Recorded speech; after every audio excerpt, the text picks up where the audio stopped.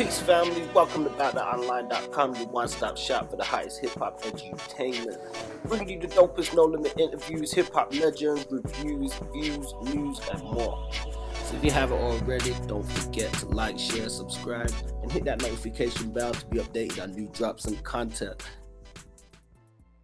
Peace, family. So this week we joined with another special guest, and it's the hip-hop West Coast legend, Miss TOI. How's things going? Oh, everything's going good about that. How you doing? Yeah, no, we tell everybody where you at.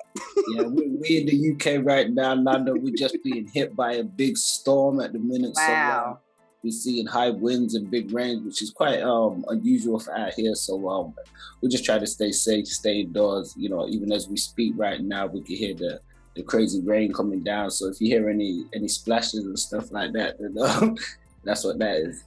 Look, we're going to keep our fingers crossed on nothing happened to you during the storm, especially not right now anyway. Yeah, definitely not. So we're definitely appreciative to have you joining us and stuff. Where are you joining us from? Are you in California at the minute? Cali, yeah. Okay. Boston up in Cali. And that's what we represent anyway. So, West Coast, music.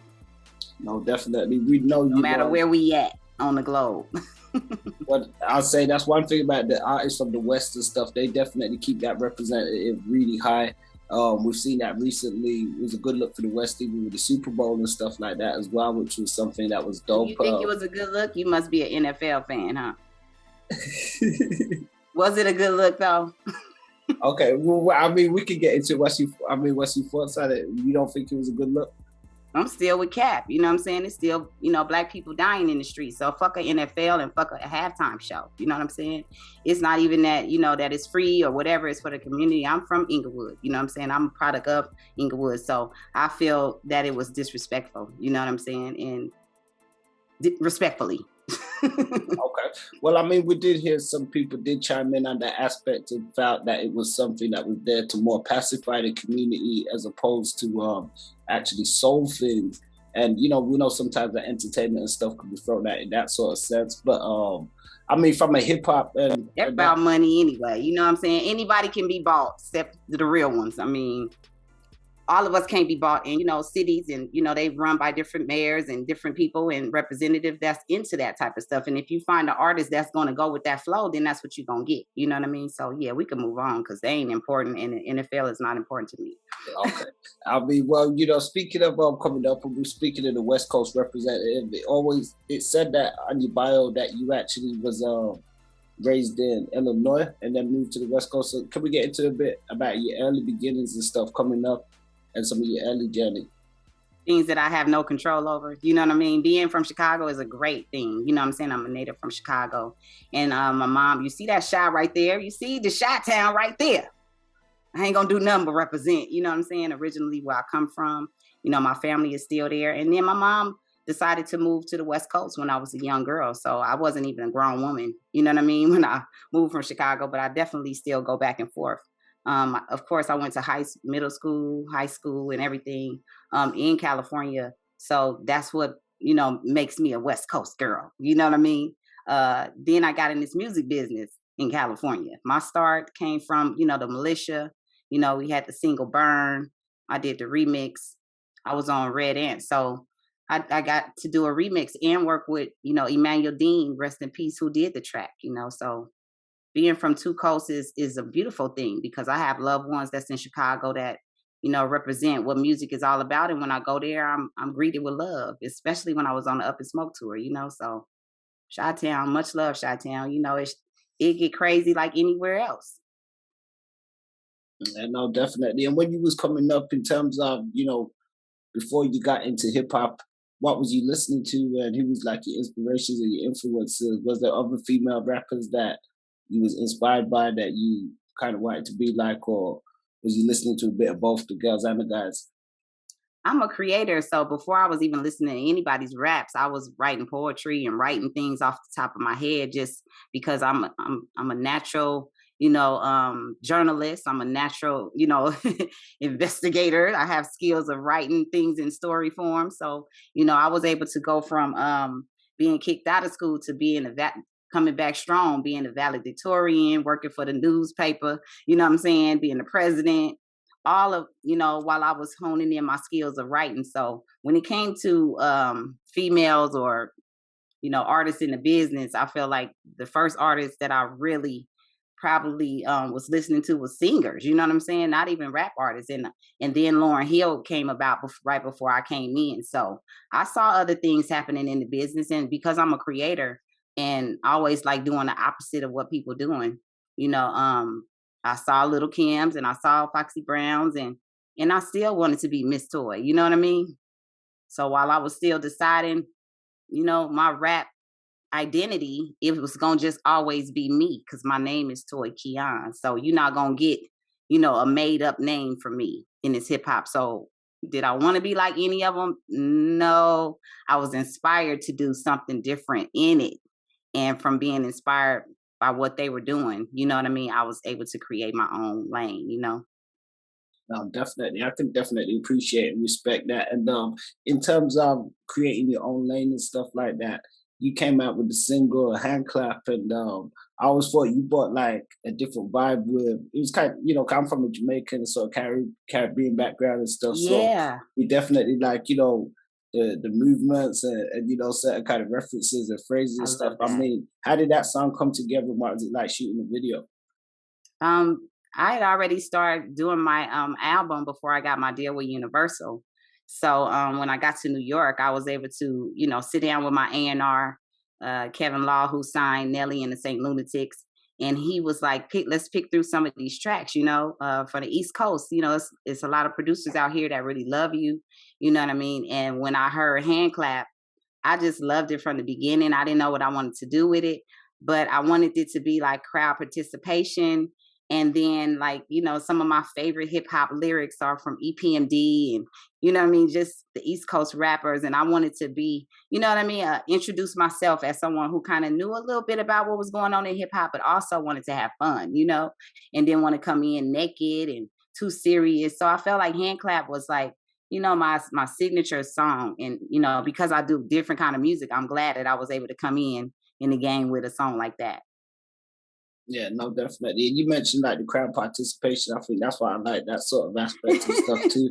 And I know it's something Yeah. that you would continue forward with music, even with the music that you got going today. And we'll get to some of that. But still sticking backwards, or I mean, guessing going backwards a bit more, because that came out on your first album, I believe. That girl. Yeah. How did that record deal actually come together and stuff? What was that process like for you getting that deal? After Militia, I was able to, kind of learn a little bit more about the business that I'm in, and not just. I realized that I was a hot commodity, and I needed to learn a couple of moves because I know, it's a lot of janky people in the business, and I know that, they would love to just waste my time. Even though a lot of time was wasted, I still made progress. But I had, I went to a music convention in Palm Springs, and I met my attorney then, and that was right on the cusp when I was leaving Militia and Red Ant. So I was telling him, I was ready to be solo. I didn't want to be in no groups no more. You know what I'm saying? And then after I met him, I was able to get in the studio with Cube. You know what I'm saying? And I was called from Mack to be like, get on this hook. So I called Dan, and Dan was able to represent me. You know what I'm saying? So even maybe like a year after I did You Could Do It, I was in negotiation with a lot of companies, you know what I'm saying, until we got to Universal, and Universal actually flew me out, and I was able to sit down with them. And I told them I wanted to be a part of what I'm doing. I don't want to sit back as an artist, you know what I'm saying, and just, not know what's the fuck going on. So they allowed me, the respect, and they gave me my respect. And I'm co-executive producer of that album. Man, I got me some chips right here, Miss Toy's Rap Snacks, out of that situation. But leaving that situation, I was able to, acquire all of my masters, and they gave me a paid release. So I did learn a lot about the business, but then it was time to go back in the streets and figure out, like what type of styles I like to do and what kind of music producers I wanted to work with. After not being with a company who, they didn't have to supply my producers because I had 9 songs of my, like that was my demo that was on my Universal album. So they didn't actually give me all of my production either. You know what I mean? So I learned a lot because just the actions. experience it. You know, just it was in my face, and I needed to, make a mark. So when I was able to get in there and represent, because they saw me on You Could Do It, I was able to do it again and talk with my director when I did hand clap, that I wasn't trying to be a video vixen, y'all. I wasn't a video vixen, and You Could Do It. So we gonna have to, So then they flipped the video concept and made the guys be naked and on the pole, and we was all able to, put our clothes on, and that was just a big message that the industry wasn't ready for. And I feel like they was like, no, do it nicely. We want you to show all of your titties and ass, and you did not do it that way. So, the music was undermined for a little while, but I feel like You Can Do It brought a lot of my songs from my Universal album back. Okay, no, definitely. I mean, you that just gave me quite a few things to think of in that. Especially that Universal album. I believe you worked with Dame Grease on there as well. Dame Grease, yes. Definitely. That's my boy. East Coast legend and stuff as well. Yes, So, shout out Dame Grease. That's what's up. Yeah. And even what you were just talking there about some of the politics, I guess, of the industry. One of the things I was going to ask you around the time, and we'll get back to You Can Do It and stuff, because we've got a few questions around that. But I guess the period of the industry when you came in, it was a transitional period as well, with a lot of things going towards the digital era and stuff, and things were changing and stuff. And as you said, with some of the female artists and stuff that was around, you had some that were representing like more of a sexualized aspect, and then you had some that was like straight sort of, I want to say hood chick, project chick representing, right. Just like a real sis or something. You had Mia X's, the Brats, yourself. I mean, from the West Coast, Big Chan and certain different people and stuff as well. Did you feel with the digital era? Did you feel like any difference with how the industry was going then? Like, could you sort of see any changes? And the other thing that you touched on, like just with the industry just wanting maybe women to be a certain type of way, do you think that hindered some things for you as well? Well, it's always being hindered that I'm a Black woman in this business and in America, but also it opened it up for me to be able to get at my fans and my warriors face to face and see some of the things that I'm actually going through without somebody having to be a middleman to this information. And when you get the information straight from me and you see all this work that I put in, once it did kick into digital and I started my label 2014, you know what I'm saying? I always been a production company. So when I started my label, I started dropping music under my own, company. And so I'm 10 albums deep with all of my albums total. This will be my 10th album coming up this Saturday. But it's been a journey to be able to say, hey, I could put it on this platform, I could put it on this distribution platform, and I can put all of this music around and not have to worry about if I'm gonna get some streams, because somebody gonna click on something because they nosy and they want to see where I've been and they want to hear this new production and they want to try to critique it, and whatever you want to do with it is fine, because I've made it available and nobody can hold me up now. So it did open a door for me. And also, if I stay in my lane, which I plan on, still being a lady, at the end of the day, they gonna need a lady again.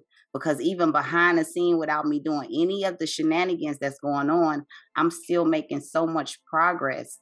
You know what I'm saying? And everybody don't have to see your progress. You see what's going on in America. People see your progress and they ready to go rob and kill and steal and do all kind of stuff. So my progress may just be only for me to see and the people around me, right? But I do have countries, behind my radio show, you know what I'm saying? Several countries that's following, and, several hundred countries that's following me now that I am independent. So I don't know if, you know what I mean, if people can look at independent the way I do, but I'm thankful to have had a major record deal and also an independent record deal to now be, the record label. Yeah, no, most definitely. I think it's good, like with the digital era, it kind of opened doors for artists to, gain more independence and stuff like that, with taking more control of where they can distribute their music and stuff like that too and stuff. Yes. And then also it can teach artists that may just be used to being the artist. When you have a distribution service that's putting everything in front of you, that means your ass got to read. that means your ass have to register music now. Some things you may not know about. Yeah. That means you have to have your splits done, you know, and you and your producer and the artist who you work with, we all have to agree on stuff. And it's business now. It's not just making music. So even if you are, you know, an independent artist, you still are a business. Minus all of the good music that you could put out, you still have to put all of these ducks in a row. So with that, you know, the distribution companies are very good at it because they're giving you these footnotes telling you that, look, this need to be done. Check this off the list. And you know what I mean? These are details that we weren't taught in this business, or a lot of people weren't taught in the business. And I just was fortunate enough to pay attention. That's real. And, you know, it's 100% real because sometimes when I think back to, you know, fundamentally, the business hasn't changed in certain aspects of how, you know, money's been made in certain things, but just in terms of the information and what would have been privy to artists and certain people at the time, you know, it like now there's a bit more of, I guess, an advantage, especially for young artists and stuff like that as well, even though still not everybody capitalizes or understands, or as you said, even reads into some of these things. We know that you definitely hold a lot of wisdom, and you mentioned just, you know, some of your own independent endeavors. In 2014, you dropped the I Am Warrior, you know, and that was a continuation. I mean, what does that signify to you? I know you mentioned like being a warrior a lot and stuff. Can you break that down for some of the young listeners? Absolutely. Being that it's challenging, and you asked, you know, the question earlier, and I had to decide if I wanted to play the game in this business and, you know, just send in my music and you know, not worry about what's going on, or can I play the game a little bit harder, you know? And I got this track from one of my producers, and it moved me in a different way to where that song just turned into my movement. That song turned into me starting my label. That song, you know what I mean?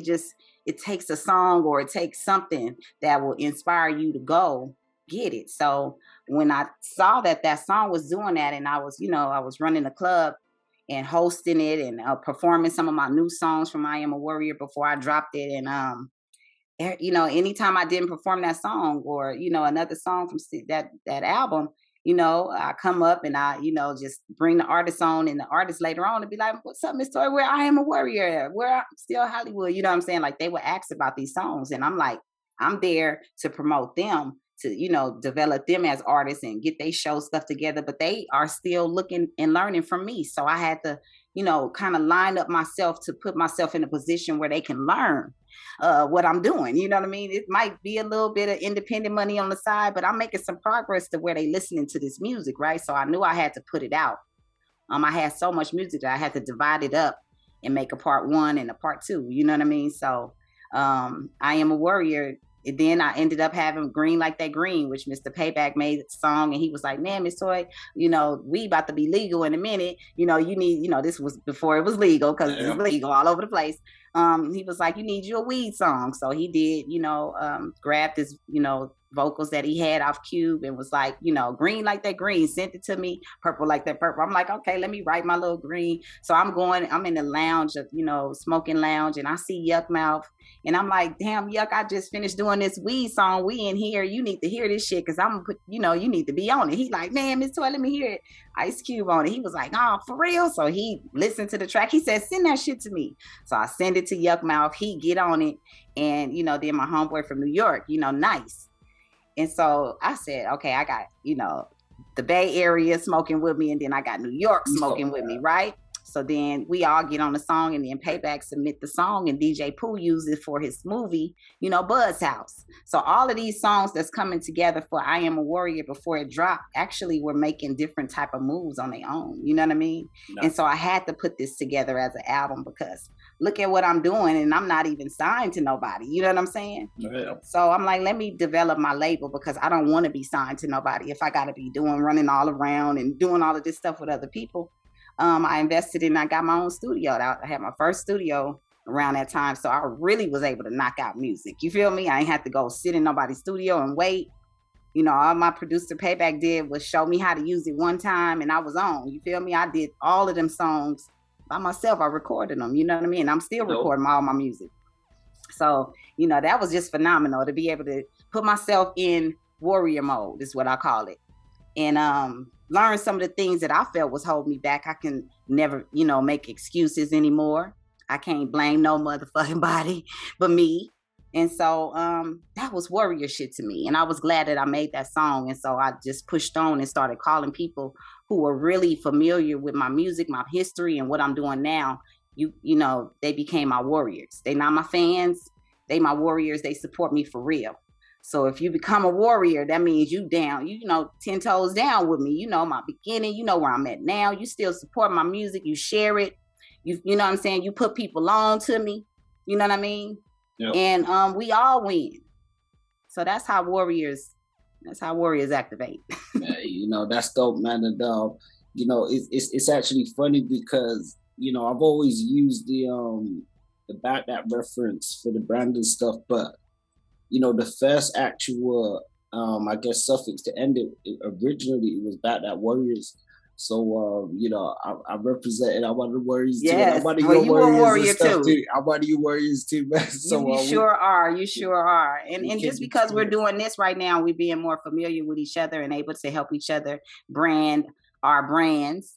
I know people are familiar with me all the time. They don't get to see me, but they know that I'm, the girl from You Could Do It, and that I'm part owner, and I'm also still doing what I got to do every day, regardless if y'all see me or not. That's a fact, and you've definitely dropped some real jewels and stuff that people can learn from. Now, mentioning You Can Do It and stuff, you mentioned even some other work that you've had on soundtracks and stuff because you've had a lot of music featured on TV and movies and stuff like that too. You Can Do It, definitely, a huge record. Getting to work with Ice Cube, Mack 10, another Inglewood legend and stuff. What was that like, and what was the, I guess, your learning experience from, Yeah, everything's a learning. It's a blessing or a lesson or both. And I felt they were both. I got a chance to be called in, 007 to some serious things, that was, right now that's important for hip hop. I feel like it's the therapy that hip hop needs, and that's why they keep gravitating to this energy from this song, because of not only the title, but because of the energy from everybody involved. That still gets, sorry to cut you, I was gonna say that still gets mad played to this day, even out here in the clubs and everything. Oh no, we viral every day on TikTok, baby. We viral. We viral. They love You Could Do It. I love You Could Do It. Not only for the longevity, but because, I can be a part of something that actually matters to the culture. And that's what matters to me being in this business. Something that actually sticks with everybody, like good food, good soul food. Yeah, no, most definitely. And in terms of the learning, what would you say you learned from getting to work with some of the biggest guys to do it out there on the West at that time, and still going forward? Well, I know I was supposed to work with Q because I have the same mentality. You know what I'm saying? I'm a writer. I'm lethal with my business. I don't play that. You know what I mean? I stay focused. So I was glad that I was able to be around people that didn't know they was mentoring me. Because when people know they mentoring you, they do extras. And when you don't know it, you do natural shit. And then I learn from it, and I adjust my own crown. Because learning from great people, you know what I'm saying? Sometimes when they make mistakes, you see how they recover. And it's not just about the perfect shit that they doing. It's about how they can recover. You know what I mean? And so I'm glad that I was able to work with Ice Cube, and also, Dr. Dre, and, continue to work with producers, great producers like Mike City, who was on my Universal album, which we have, like we're into our third project right now. We did Real in the City. We just did HBIC Work. And then I just turned in another project to him just 2 days ago. Okay. So, and switching forward slightly before we get into some of your new music, you've got the new video out, Only California. What are your thoughts on some of the new female artists of today, the new generation of female MCs?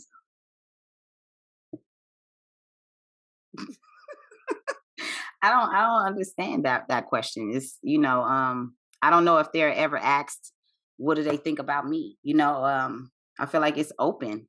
It's the game wide open. You know what I mean? I have a song called The Game Wide Open, and the game is wide open. And so whoever is the puppet master for some of the females, they're actually looking like they're winning right now. We'll see in the next, decade or so what the outcome of some of the great success that's been actually, written as history. We'll see what happens. I'm in it for longevity. So we'll all have to tally up what we've accomplished and what really mattered for the culture at the end of the day. I don't highlight buffoonery and coonery. So I don't I don't have to I adjust my crown again and just because I could say some cold shit, but I won't.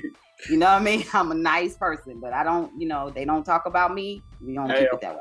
Yeah, no, that's definitely real and stuff. And because I thought, let me ask, because it's, you definitely one of the legends and stuff, and somebody who, has always had you sound. And that's funny how you would know that. And you way across the pond, but some of these other people that's right here with me wouldn't even know what the fuck I do. You feel me? Yeah, I hold you in very high regard, and especially for your works and accomplishments within the culture, and your continuation to grow and progress, and not just that, but you impart that back to others with the radio show and the other stuff that you're doing and stuff. So, you want to speak a bit about your radio show and absolutely, where people can tune into that as well.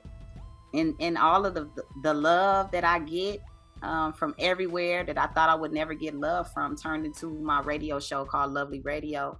And the Lovely Radio show is definitely something that I would love for all the artists that ever work with me to get into, because I made this platform for you.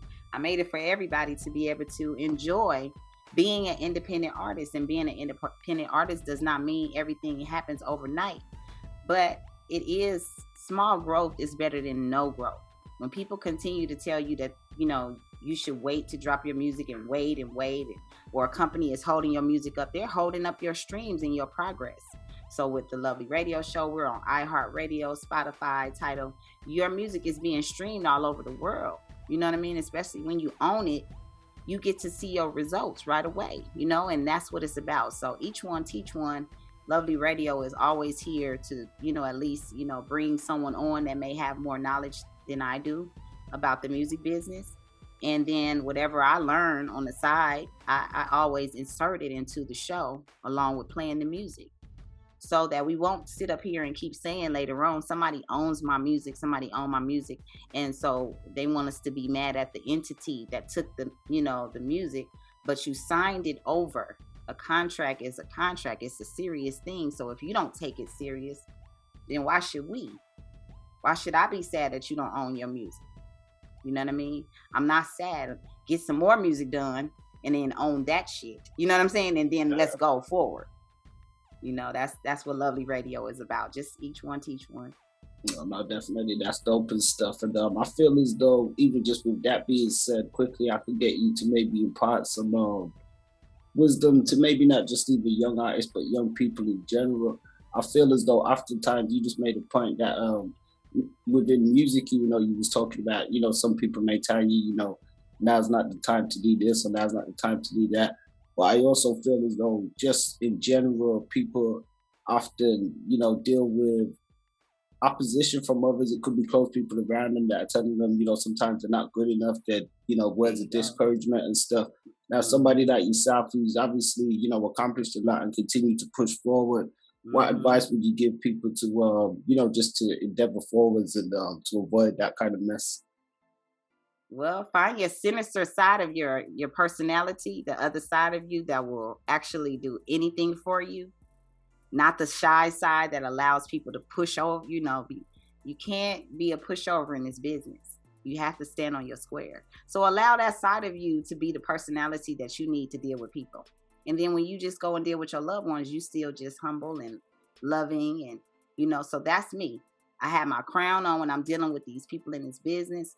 And I watch everything. And then, I deal with my people accordingly too. I know I have people, that's my family members, that will never probably stream one song. And then if they see me, they ask me, am I still doing fucking music? You feel me?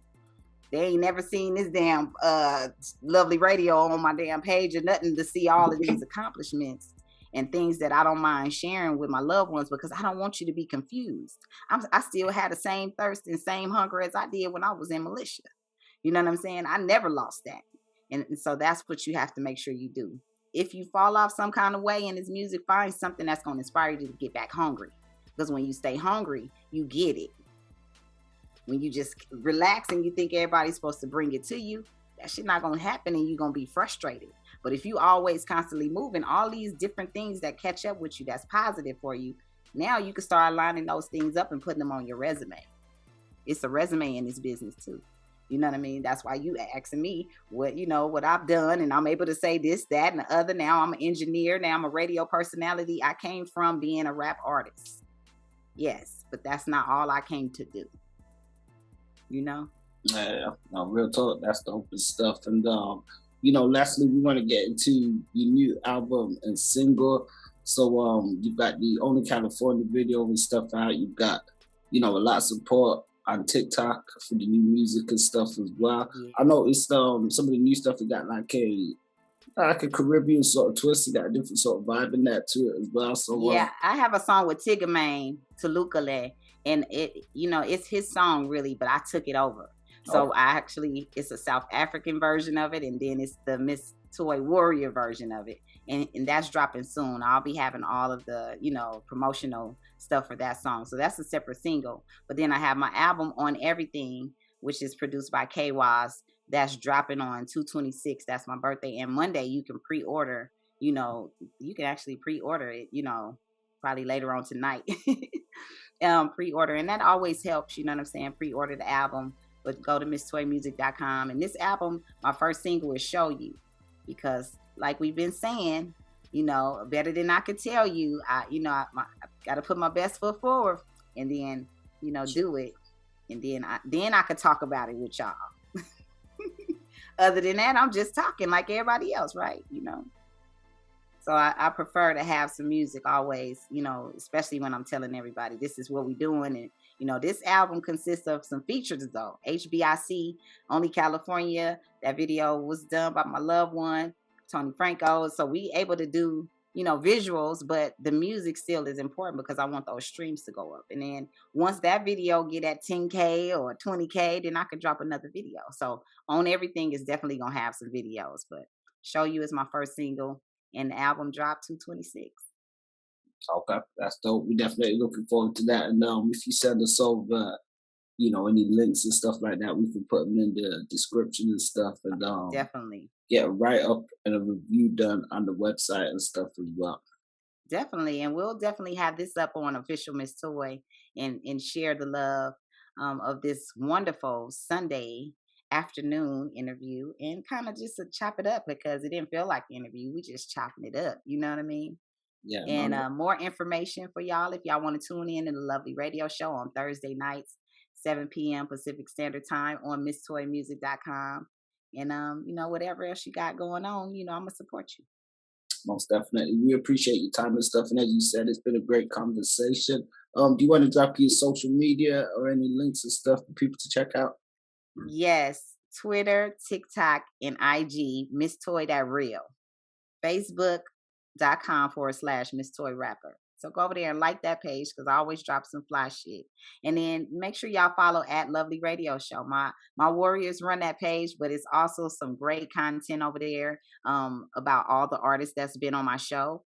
I may not post them on my page just because of the algorithm, but I always post them in the story and send all the content over there with my loved ones so that they can have everybody up. So if you see yourself, make sure you reshare it, tag us, so we can put it in the stories, Okay, most definitely. We'll be checking it out. We'll encourage everybody to do the same too. It sounds like a great initiative and definitely one that we want to support for artists and stuff out there.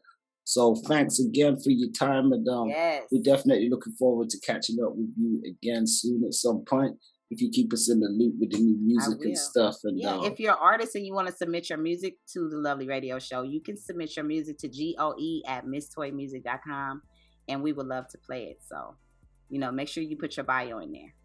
Okay, most definitely. So that's GOE@MissToyMusic.com. Yes. All music artists, and make sure you put your bio so I know where you're coming from. If you're from the UK, if you know what I mean, if you own your music, that's even better because you can get your credit right away. And You can be able to see it on iHeart and Tidal and Spotify. So that's a beautiful thing. Okay. Okay. Yeah, no, that's great. We're definitely gonna be back in touch and stuff. So I'll send you my email and stuff like that as well, and we'll catch up soon. We definitely will. You know what I mean? Maybe I can have you on the Lovely Radio Show as my guest. Hey, it will be my honor. Oh, okay, definitely. We're going to set that up. All right. I appreciate you. So Peace and love. salute family, peace to the family, and check Yes. us out at badonline.com. Peace. About that. Peace, family. Don't forget to like, share, and subscribe, and check us out on badonline.com. Don't forget to check us out on Facebook for exclusive playlists and social media for all different types of segments and content.